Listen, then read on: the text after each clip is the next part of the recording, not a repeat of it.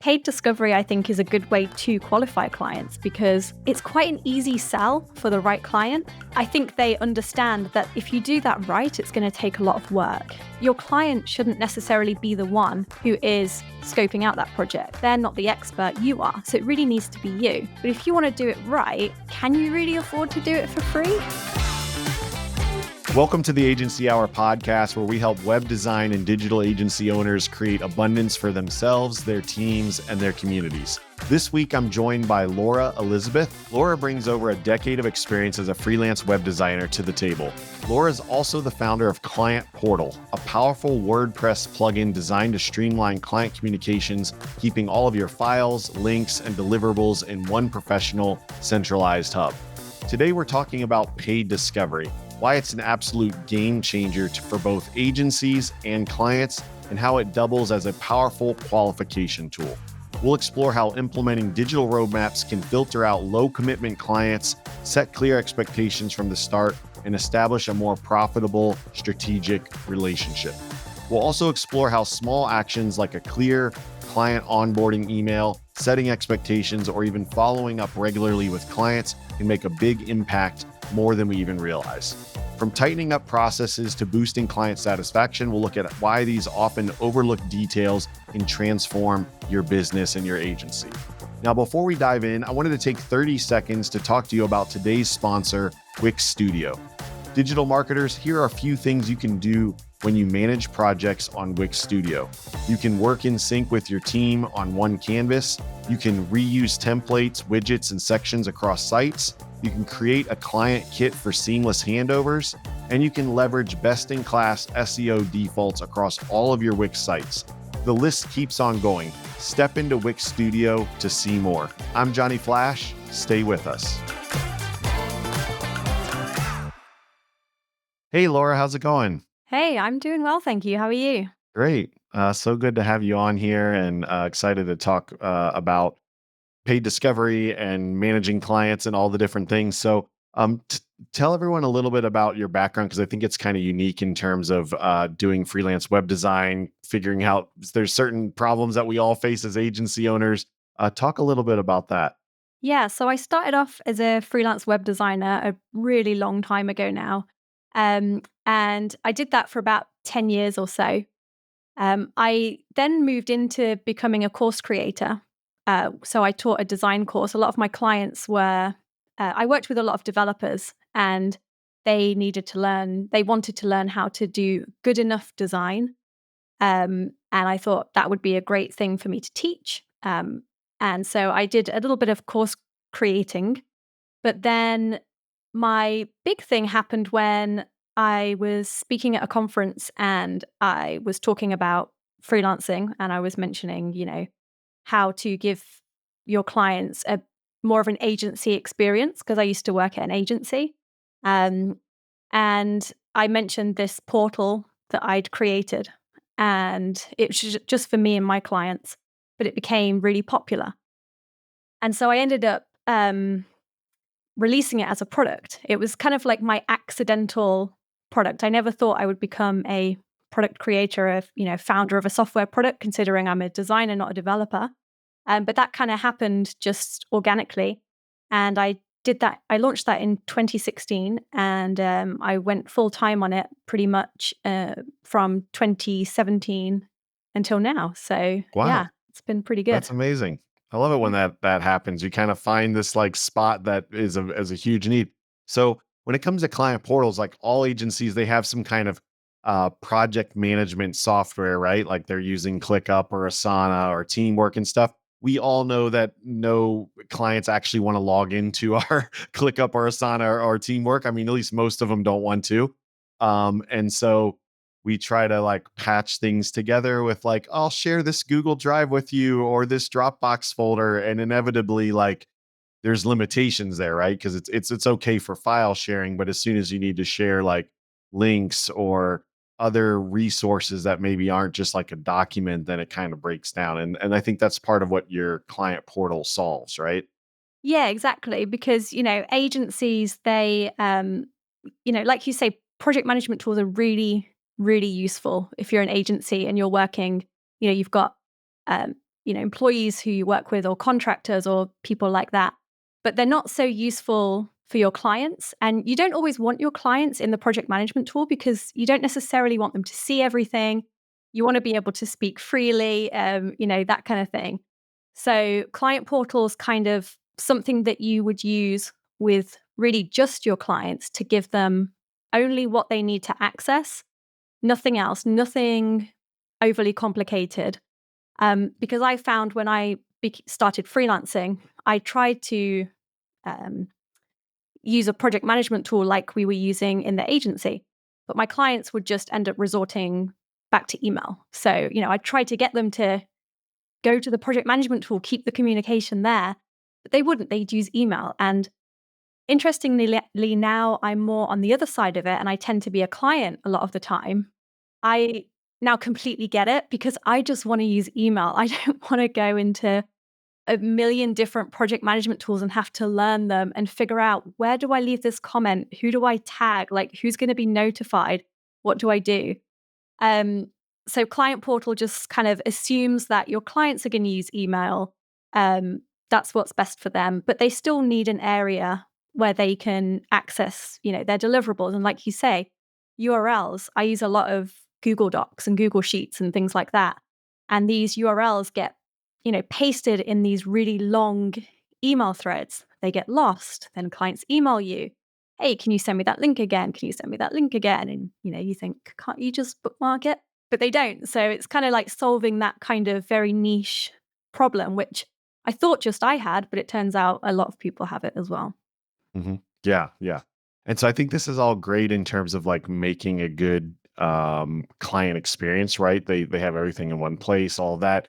Let's back up a little bit if we can, because I think that's a challenge that all agencies and freelancers and stuff face. But let's back up even a little bit to like, 'cause I think what people really want is like, how do I get more of those leads? How do I qualify those, potential clients? How do I, kind of keep them within the guardrails, right? Because if we don't, then the client just tends to wander off and start taking control of the process and all this. And you're like, oh my goodness, how did we end up over here? So, talk a little bit about like some of the things that you do or have seen work well in terms of like qualifying clients without having to spend a lot of time, and kind of how to like really kind of enhance that part. Yeah, so I've been really big on client experience really from the beginning because, as I said, working in an agency, it was an in-person agency as well. They had a lot of, they had a studio which looked really cool. And, we'd bring clients in and we'd prepare like buffets and, food and all this stuff. And we'd kind of like wine and dine them a lot. They had a really great experience. And, for what they were charging, I thought, and what work was actually doing, because I would be the one often doing the work. I was kind of the lowest, like, junior designer. And I was thinking, they're really paying for this experience. Like, that's what they're paying for. They could hire a freelancer like me, but they don't want to. They want an experience. So I kind of thought a lot about, how do we bring that to the online world, whether you're an agency or a freelancer? You can't really wine and dine clients in the same way so much anymore. So yeah, I'm really big on client experience. But really, what I think it boils down to is just having a really solid process. There's a few things you can do to really, impress them and make yourself stand out. But really, it comes down to having a really good process that you are confident in, that you've done time and time again. And as you say, like qualifying your clients from the get go, I think is really important because that sets the tone for how you work and how the whole process is going to go. So I just do, it sounds quite simple things, but actually very few people do them. So things like uh, creating reusable email templates in something like Text Expander, right? Sounds really, really simple, but hardly anyone does it. So for things like qualifying a client, for example, so when a client first comes to you, I would have an email template that goes out with, I think it was about 4 or 5 questions that I really wanted to know the answer to get a very quick gut feel as to whether they were a good fit or a bad fit.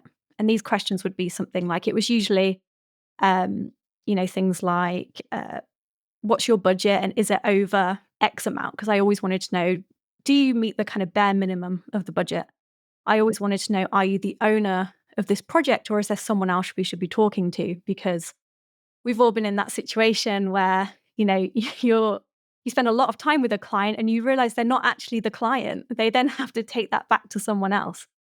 So these kind of qualifying questions and these email templates just start, it starts the whole thing off on the right foot. And I think um, if you can show that you've done this before, that you know what you're doing, I think it really helps, again, with the client experience. The client's going to get a good feel for you.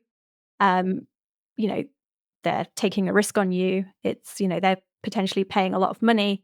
They want to feel like you have got this, that you can lead them through the project. So, yeah, I think, qualifying and having a really good process is just really, really important.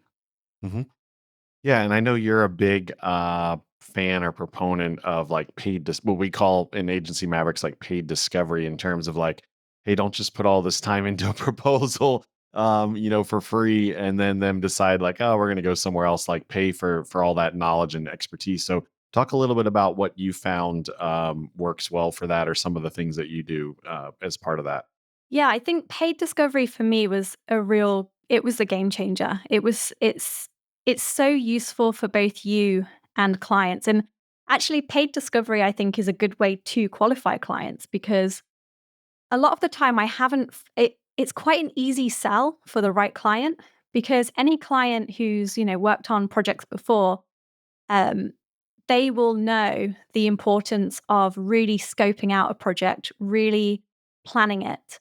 Um, and I think they understand that if you do that right, it's going to take a lot of work. And actually, your client shouldn't necessarily be the one who is scoping out that project. They shouldn't be the one doing that because they're not the expert, you are. So it really needs to be you.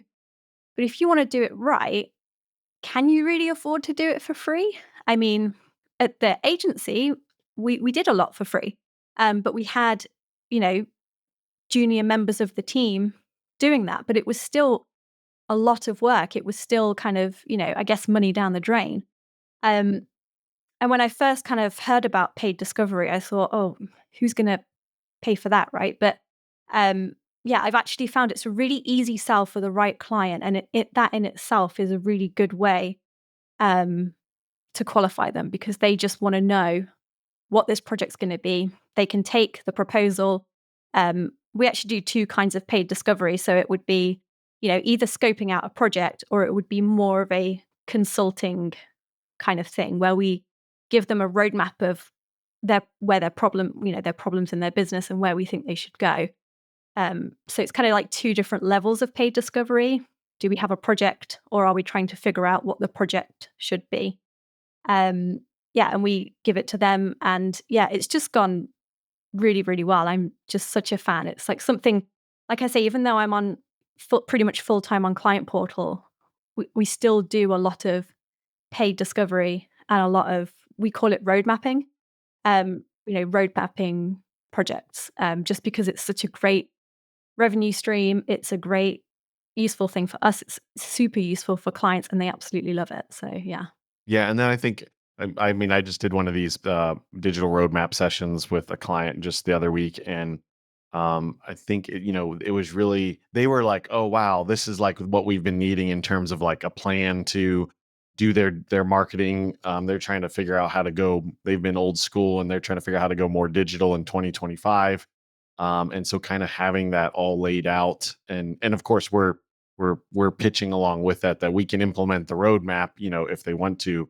Um, that it just I think it was like really eye opening for them, and it's a great like authority builder, right? With you and the client because they see, okay, wow, they know what they're talking about. They have a plan. We're not just going to be kind of winging winging whatever it is, the website or the marketing or whatever the project is. And I just think it's a great opportunity. What are some of the things that you've incorporated in your client process that kind of help give it like a high touch, personalized experience, so that they just kind of have that, great experience from the beginning? Yeah, I think along with, so, we sort of talked a little bit about the email templates, throughout. But what I used to do when I did a lot of the bigger projects, um, I found there was a big problem early on with clients who would micromanage projects. And I think that's one of those things when you work remotely, they don't really have transparency into what's going on. They might feel a little bit insecure or something like that. So I really made check-ins something that was absolutely vital. And the amount of check-ins I do depends on the project. If it was a project that was massive, I would do a email check-in every Monday, which would sort of say, okay, this is where we are now. This is what we're doing this week, and this is what I need from you. And it would just sort of be bullet points. And the client knew because I told them at the start that every Monday they were going to get this. Every client would get that on a Monday, and then on a Thursday or a Friday for the bigger clients, I would also do a call with them, to show them that this is what we've done this week, and get any feedback or anything like that. I wouldn't do that for all clients because that could become a lot of calls, and I was really just one person. Um, so I think stuff like that. I think again, it doesn't sound that flashy, but so few people do it that, you know, I think it really does make you stand out. And just having a client who knows what they can expect, I think is really important. And it just makes them trust you more and it makes them micromanage a lot less. So that was one thing that we did. And then um, another thing, this is quite small, but we'd always send our clients a bit of a welcome gift when they first joined us. So it used to be something like a gift card for a coffee shop. So when I was doing web design, I needed my clients to write the copy. And so, that would be a really difficult thing to get them to do, is to write the copy. They'd try and get the design done first. Can't do the design without the copy. So, I'd send them like a gift card. I'd research their local coffee shops and send them a gift card and say, go write your copy. And that was always a nice surprise. I Nowadays, love that. Love that. It's a great idea. yeah, it's good. Nowadays, we send them, because we do slightly different, consulting now. Um, so I work with my husband, and he's written a book on basically the thing we consult on. So now we send out his book to every new client, and so we just send it to their house. And I think just stuff like that, it's very small, and that's the great thing actually about being remote. To give your clients a good experience, you don't have to do as much as the in-person agencies in terms of wooing them and whining and dining. You can really do, I honestly feel like, the bare minimum, and it's so much better than almost everyone else. Love it. Yeah. And I think that it's those small touches that go a long way. And it's also just like doing what you say you're going to do, keeping the communication open, like the follow through is like a huge thing, right? Because there's a lot of agencies and different marketing people that can like they can talk to them in this pre-sales and this through the sales part, and then like shortly after the onboarding it's like they don't hear from them, they don't know what's going on. They thought it was going to be this, but it's actually taking a lot longer, whatever it is. And so I think just by kind of like setting those clear expectations, obviously trying to under promise over deliver, right? And then keeping the communication going so that they're, anytime a client asks us, hey, what's the status? When's this going to be done or whatever? That means we didn't probably communicate well enough or often enough, like what was going on. Right. And so sometimes they just need that reassurance.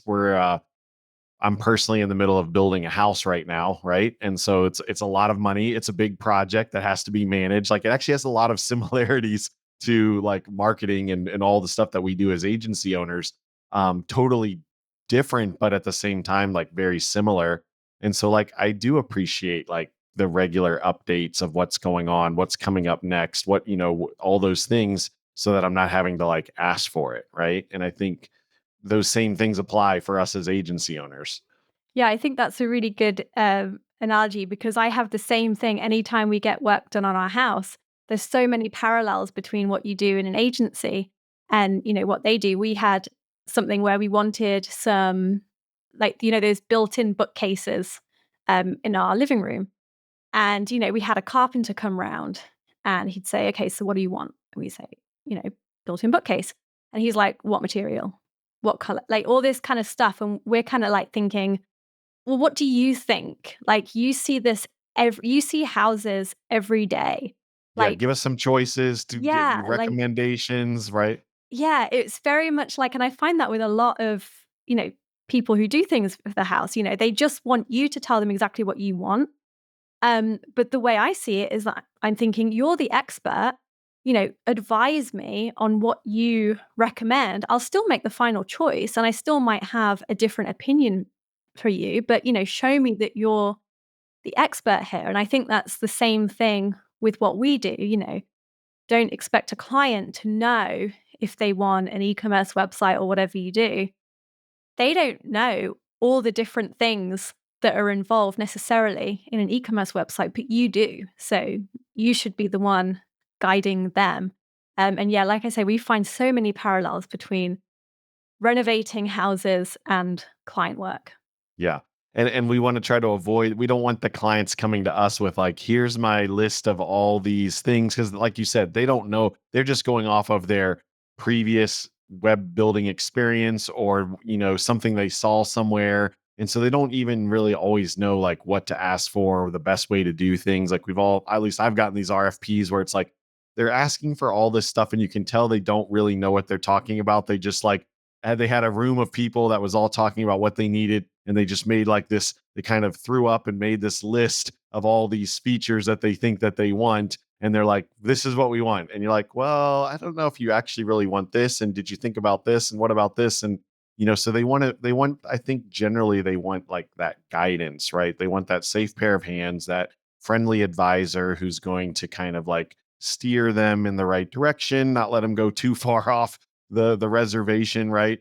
But still like give them options and help them like kind of make the decision, right? Yeah. And when you become that person, they will be a client for life and a Yeah. great source of referrals, because if you can get to that point where they really trust you and they'll be a walking billboard for you.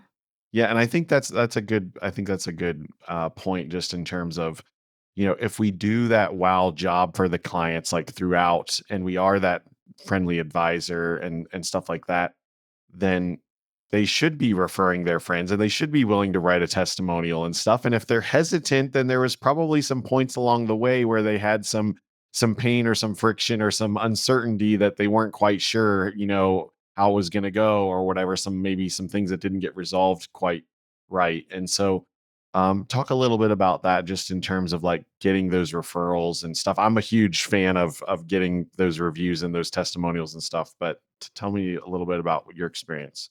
Yeah, so I think offboarding is really important, and it's not something we often think about. The project just tends to fizzle sometimes. Um, a lot of people do put a lot of effort into their onboarding, and I think you just said earlier, they'll do the sales process will be really great, and then when the project starts, it all kind of falls apart a little bit, and then the project ends, and then nothing happens. So I think with offboarding, first off, you've just got to ask for feedback. We would send just a Google Doc template with some questions, just about, how the experience was. What could be improved? What did they like? And, they'd be worded in such a way that some of them would make really good testimonials. We wouldn't ask for a testimonial. We'd ask for feedback, both good feedback and bad feedback, because we want to learn from the bad feedback and we want to use the good feedback for a testimonial with their permission afterwards. Um, so we would do that. And then one of the questions would also be something like, um, well, is there anything else what do you need to do next? What are your plans next? And we try and figure out if there's anything else we can help them with. And another one would be, is there anyone else who you think would really benefit from working with us? Would you be willing to make a referral? Yeah. And it's just asking that question. And, a lot of the time there is someone. Um, so that's like a really good thing to have baked into your process. You write this document once and you send it to all your clients after the project. You get so much good feedback. And then the other thing is having a repeated reminder to remind you to reach out to your clients in the future and just ask them, is there any more? Do you have anything you need help with? Is there anyone who, you know, you think would be a good fit to work with us? And just, not too often, but periodically reach out to them. And the way we track that, it's really simple. We don't have a fancy CRM, but we just use a spreadsheet to just make sure that we make a note of every single client or potential client, um, when we last contacted them, any notes, and that gives us an idea of when we next need to contact them. And you just kind of bake that into your process of, asking for more work, being proactive, asking for referrals. And it becomes really easy. And, it just, it just kind of runs like clockwork. Yeah, I love that. We do something very similar. And I was just taking notes like, oh, we need to ask that question there because we ask it kind of separately later, but we have just like a form on our website that's like kind of when the project finishes, where they fill out like how did the project go? What did you love most about the process? What was the hardest part? Is there anything that we could have done better? And then we do ask the thing that you said, what's the next big thing that you're trying to do in your business? Because we want them to say, oh, I need to get my social media better, or I need to do my email marketing and or whatever those things are that that a lot of times can help with, right? And so it's kind of good to know like what they're thinking of next. And I love the question of like, who else do you know that could benefit from our services or whatever, as a question. I think that's really great.